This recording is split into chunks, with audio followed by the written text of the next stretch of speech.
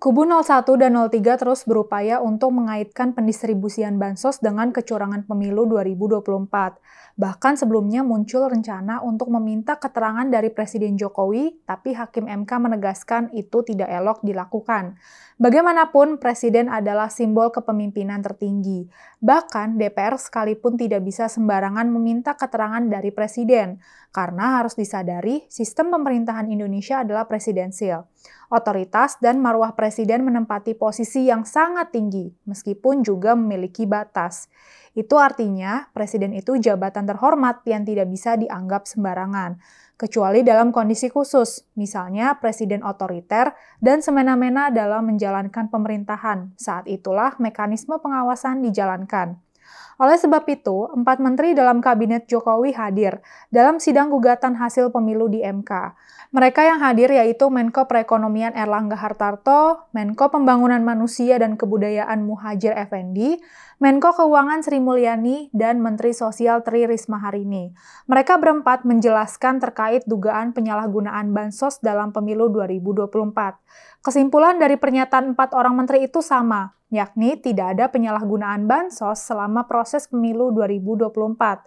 Menteri Keuangan Sri Mulyani mengatakan, penyusunan anggaran pendapatan belanja negara 2024 tak dipengaruhi oleh siapa pasangan calon yang akan maju di Pilpres 2024. Sri Mulyani menyebut DPR RI telah menyetujui RUU APBN jadi undang-undang sebelum ada Capres-Cawapres.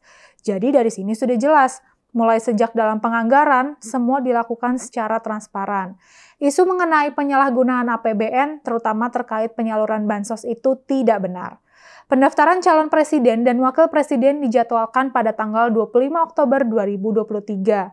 Sementara penyusunan APBN 2024 telah selesai 21 September 2023 dan diundangkan pada 16 Oktober 2023. Dengan demikian, penyusunan dan penetapan APBN 2024 menjadi undang-undang tidak dipengaruhi oleh siapa yang akan maju menjadi pasangan calon presiden dan wakil presiden pada pemilu 2024. Karena dilakukan jauh sebelum itu. Apalagi tahapan penganggaran RAPBN 2024 dijadwalkan pada Januari sampai Juli 2023. Jadi tudingan bahwa APBN didesain untuk memenangkan salah satu paslon melalui penyaluran bansos itu sulit diterima nalar.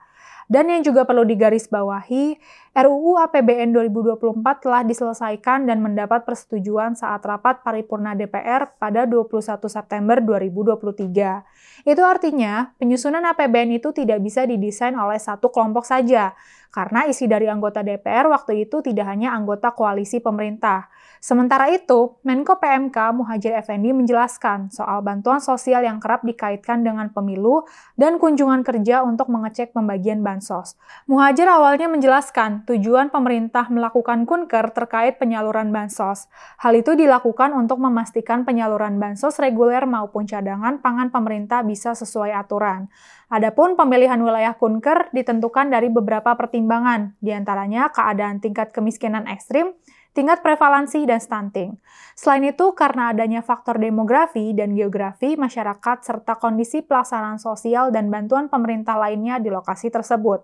Di samping itu, untuk memastikan bahwa distribusinya berjalan dengan baik, serta memperhatikan prinsip-prinsip tepat waktu, sasaran, jumlah, kualitas di samping untuk dapat feedback tentang bagaimana pemanfaatan bantuan tersebut oleh keluarga penerima manfaat.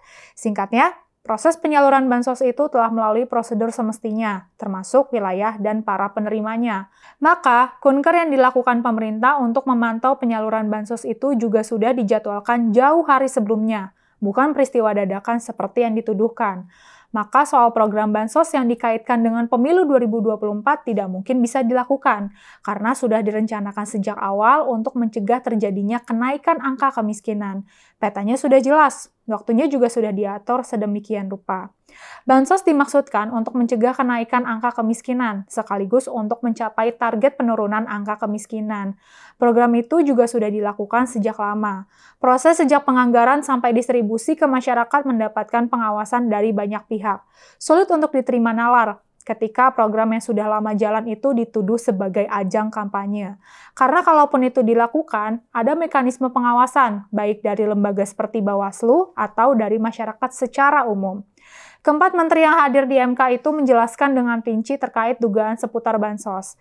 Penjelasan yang jelas dan runtut itu dengan sendirinya telah membuat amunisi serangan soal bansos itu ambiar. Indonesia memang belum bisa dibilang mapan demokrasinya. Masih ada kecurangan dalam pemilu yang dilakukan oleh oknum. Tapi, tuduhan terjadinya kecurangan pemilu secara terstruktur, sistematis, dan masif harus dibuktikan dengan gamblang. Karena yang banyak terjadi di lapangan adalah aksi sporadis oknum, dan kebanyakan adalah dalam pemilihan legislatif. Praktik kecurangan pemilu tentu harus diberantas. Namun, bukan berarti orang-orang bebas menebarkan tuduhan hanya berdasarkan asumsi. Jika ingin membangun demokrasi yang bersih, kita juga berkewajiban memiliki prasangka yang bersih. Temukan bukti, bukan menyebar asumsi.